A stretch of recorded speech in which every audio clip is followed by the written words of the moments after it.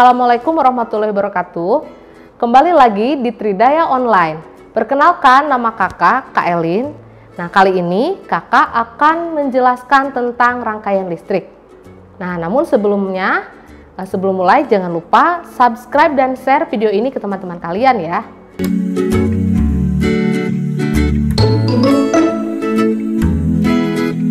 Nah, di materi tema 3, kelas 6, kalian belajar tentang penemuan-penemuan. Salah satunya adalah penemuan pembangkit listrik dan transmisi listrik. Jadi, listrik itu dari pembangkit listrik disalurkan sampai ke rumah-rumah warga. Nah, lalu setelah listrik disalurkan ke rumah kita, bagaimana selanjutnya? Oke, nah jadi listrik yang disalurkan ke rumah kita itu akan disalurkan ke berbagai rangkaian listrik. Nah, apakah ini maksud dengan rangkaian listrik? Oke, jadi rangkaian listrik itu adalah merupakan rangkaian atau sambungan di mana terhubung komponen-komponen listrik seperti misalnya saklar, lampu, ya, yang terhubung dalam suatu sumber tegangan.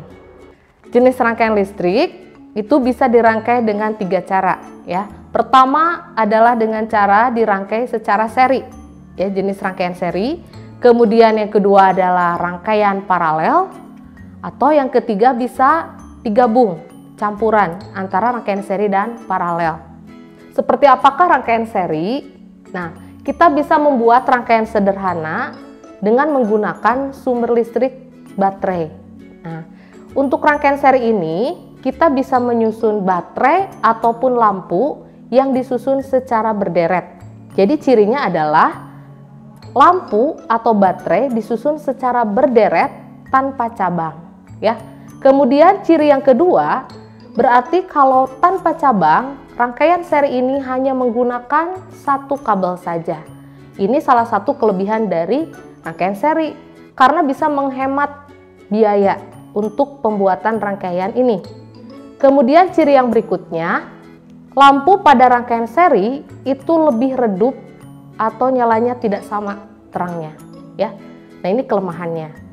Nah, satu lagi kelemahan rangkaian seri adalah jika salah satu lampunya padam atau rusak, maka lampu yang lain akan ikut padam karena masih dalam satu kabel. Berikutnya rangkaian paralel. Nah, seperti apa rangkaian paralel? Rangkaian paralel ini lampu ataupun baterainya disusun sejajar, ya, atau bercabang. Jadi menggunakan lebih dari satu kabel, ya. Nah, artinya ini salah satu kelemahan dari rangkaian paralel. Karena menggunakan lebih dari satu kabel, ya, sehingga dari segi pembiayaan itu lebih boros dibandingkan dengan rangkaian seri. Nah, namun ada kelebihannya juga. Rangkaian paralel ini banyak digunakan di rumah-rumah. Mengapa? Karena rangkaian paralel ini untuk nyala lampunya lebih terang dibandingkan dengan yang seri. Hampir sama nyala lampunya. Nah, satu lagi kelebihannya adalah untuk rangkaian paralel ini, jika salah satu lampu padam atau rusak, maka yang lain tetap menyala.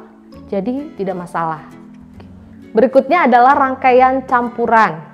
Nah, dikatakan campuran karena terdapat rangkaian seri dan paralel dalam satu sumber listrik, satu rangkaian, ya.